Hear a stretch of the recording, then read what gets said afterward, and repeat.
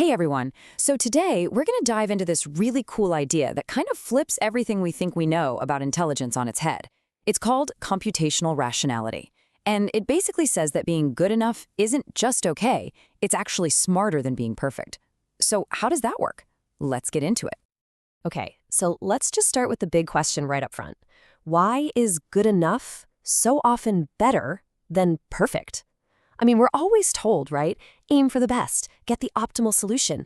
But what if? What if that whole chase for perfection is, well, irrational?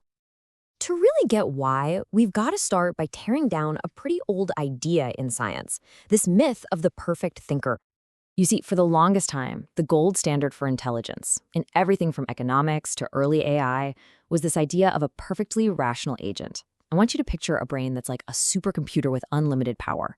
It's got all the time in the world, every single piece of information it could ever need, and it makes the absolute perfect, flawless choice. Every single time. Sounds amazing, right? But here's the catch. It's not real. It just doesn't exist out here in the real world.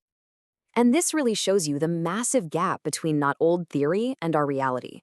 Classical rationality dreams up this agent with unlimited power and endless time, but our brains are finite, and let's be honest, we're always on some kind of deadline.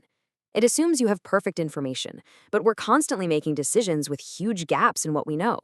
So yeah, while that theoretical perfect thinker might find the 1 in a billion optimal answer, we have to find a good enough answer that actually works.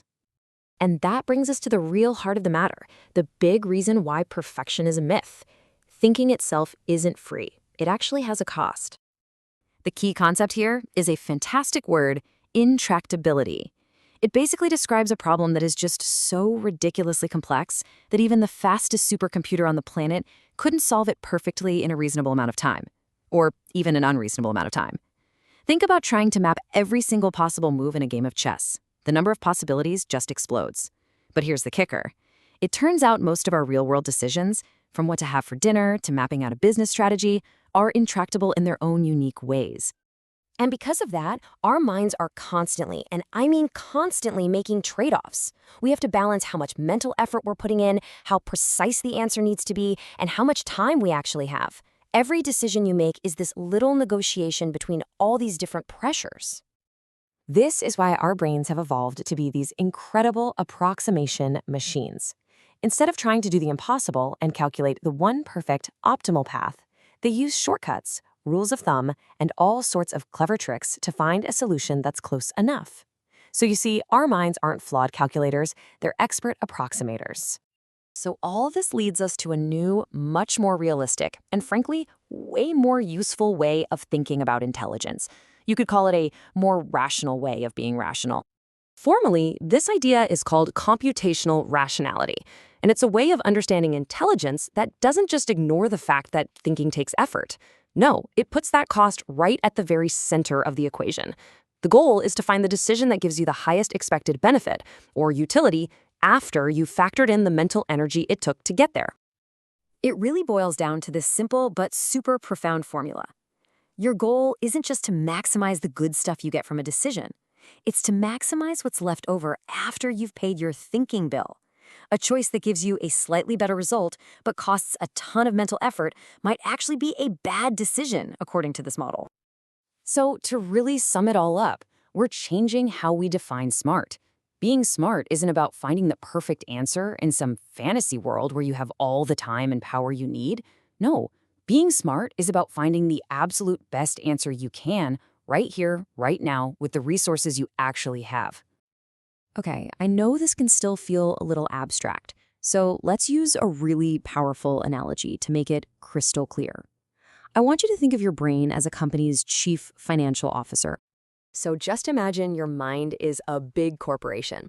Its main goal, to be successful, to maximize its profits, or in our case, its utility or well-being.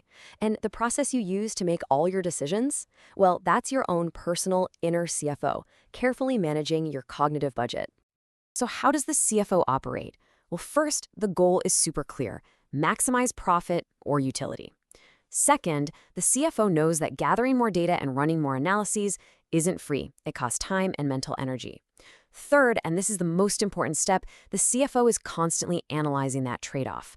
They're asking, okay, is spending another hour thinking about this really going to give me a better outcome that's worth that hour? And finally, the CFO just makes the call, acting on the best possible bet they can make given the budget and the deadline. And this is really the bottom line, isn't it? A good CFO would never, ever spend $1 million on market research just to figure out how to earn an extra $10. That would be insane.